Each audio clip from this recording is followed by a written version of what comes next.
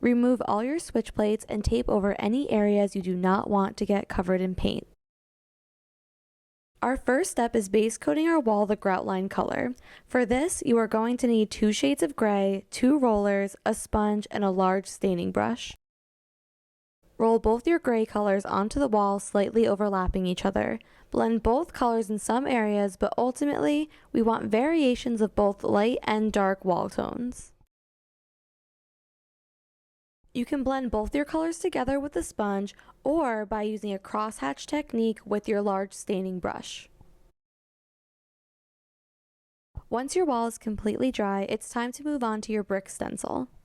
Hang the stencil at the very top of your wall. We recommend buying a clip-on stencil level to make sure that your stencil is completely straight. Now we are going to apply our 3 colors with 6-inch dense foam rollers to our brick stencil. For this accent wall, we use Benjamin Moore flat latex paint. Apply the colors Moroccan Red, Satchel, and Black. Blend your colors together with your brown roller or a slightly damp rag. Align your stencil with the previously painted registration marks and check your level to make sure your stencil is straight. Then repeat the process.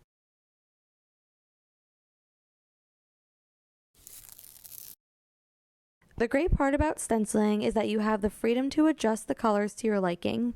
By the 3rd repeat, we realized that we wanted to give this brick a weathered look.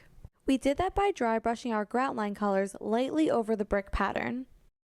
To make this project go by way faster, we recommend buying 2 or more brick stencils.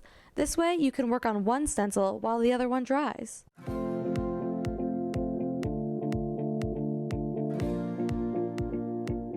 Continue following the same steps, and when you reach the baseboard, pound a 3 1/4 professional stencil brush downwards.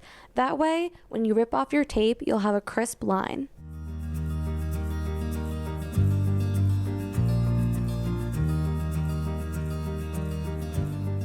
Align the free top edge stencil and fill in the empty space above your brick. Use a 1-inch professional stencil brush and pounce each color on the stencil and blend.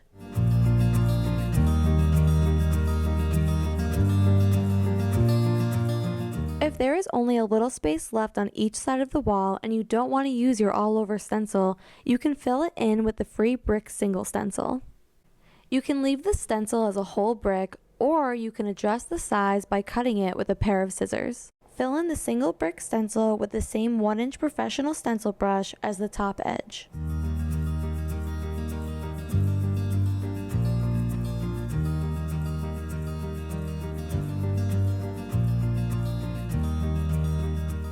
We are going to stencil our wall plate in order to match our brick accent wall. We painted our wall plate gray to match our grout line. Then we covered the outlets with tape.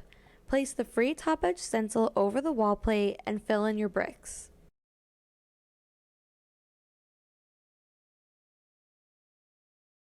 Once the wall is completely dry, remove your tape and prep your mandala. Apply spray adhesive to the back of your stencil to reduce chances of bleed. Evenly load your 4-inch dense foam roller with paint and offload excess paint onto a paper towel. Lightly roll paint onto your mandala stencil, applying even coats.